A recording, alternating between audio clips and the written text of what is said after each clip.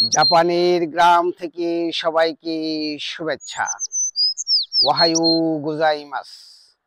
এই শুভ সকালে একটা বিষয় শেয়ার করতে চাই, যা জানলে এবং মানলে আপনার জীবন টেনশন ফ্রি হয়ে যাবে। সেটা হলো যে there is no tomorrow, there is no yesterday.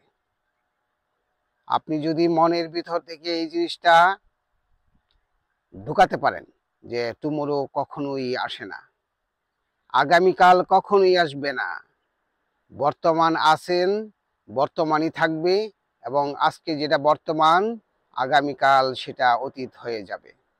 অতীত এবং ভবিষ্যৎ আমাদের ধরা ছোঁয়ার বাইরে, কিন্তু পৃথিবীর অধিকাংশ মানুষ অতীতের পিছনে, ভবিষ্যতের পিছনে সবসময়ই ঘুরে বেড়ায়। অতীতের পিছনে যখন আমরা ঘুরে বেড়াবো, তখন যদি অতীত ভালো হয়ে থাকে তাহলে আমরা অতীতের তুস্তি গাই, সবসময় একই কথা বারবার বলে জাবর কেটে সময় নষ্ট করি, বর্তমানকে নষ্ট করি।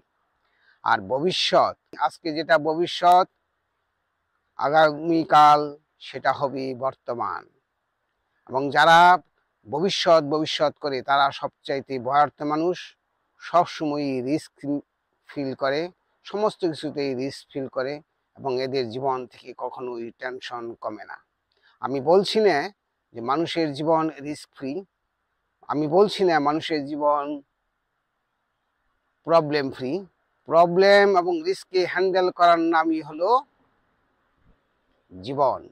আমি এর আগেও ভিডিওতে বলেছি, problem is not problem, problem is the process of development if we can handle the problem properly. জীবনটাই একটা রিস্ক, জীবনটাই একটা অনিশ্চয়তা, কিন্তু যারা কাজ রেখে সবসময় রিস্ক রিস্ক থাকে, তারা অন্যকে বিশ্বাস করতে পারে না, কোনো কাজে গভীর মনোযোগ দিতে পারে না, কাজ করার পরেও সফলতার পাওয়ার পরেও সুখে শান্তিতে থাকে না। এরা জীবনে পেলেও রিস্কে থাকে, না পেলেও রিস্কে থাকে, সুখী থাকলেও রিস্কে থাকে, দুঃখে থাকলেও রিস্কে থাকে। সুতরাং আমাদের জীবনের উদ্দেশ্য হলো রিস্ককে ভয় না পাওয়া। জীবনটাই রিস্ক, জীবনটাই অনিশ্চয়তা। আপনি যদি বর্তমানে থাকেন, বর্তমানকে এনজয় করেন এবং প্রতিটি সম্পর্কে এনজয় করেন, বর্তমানে যদি সঠিক টাইমে সঠিকভাবে সঠিক কাজটি করেন, তাহলে আপনার ভবিষ্যতের রিস্কের থাকতে হবে না, ভবিষ্যৎ নিয়ে ভয়ে থাকতে হবে না। আজকে যেটা বর্তমান, আগামীকাল সেটা হয়ে যাবে অতীত। আজকের বর্তমান যদি আপনি ভালোভাবে করতে পারেন, সঠিক কাজটি সঠিকভাবে সুন্দরভাবে করতে পারেন, তাহলেই আপনার জীবন, আপনার অতীত সুখী সুন্দর হয়ে যাবে। যার বর্তমান সুন্দর তার ভবিষ্যৎও ভালো। যাই হোক, সবচেয়ে বড় কথা হলো আমাদেরকে টেনশন ফ্রি থাকার জন্য অবশ্যই রিস্ক মনে করা যাবে না, রিস্ককে এমব্রেস করতে হবে, তাহলেই আমাদের জীবন সুখী সুন্দর হয়ে যাবে। যারা রিস্কে থাকে তারা কিন্তু আসলেই খুবই খুবই কষ্টকর মানুষ। নিজে কষ্টে থাকে, অন্যকে কষ্টে রাখে নিজের অজান্তেই। এর জন্য এই ভারতীয় দর্শনে 3 ধরনের মানুষকে ক্লাসিফাইড করা হয়। একটা হলো তামসিক, আরটা হলো রাজস্বিক, আর হলো সাত্ত্বিক। তামসিক মানে হলো এরা রিস্কে আছে, অলরেডি ক্ষতিগ্রস্ত, এবং তমসার অন্ধকারে রিস্ককে কোনো কেয়ার করে না, মানে অজ্ঞতার কারণে, অসচেতনতার কারণে, সচেতনতা একেবারেই নাই। এরা কিন্তু এক ধরনের মানে খুবই কষ্টকর মানুষ। আরেকটা হলো রাজস্বিক, যারা সবসময় রাজা হতে চায়। এই ধরনের মানুষের সংখ্যাই বেশি।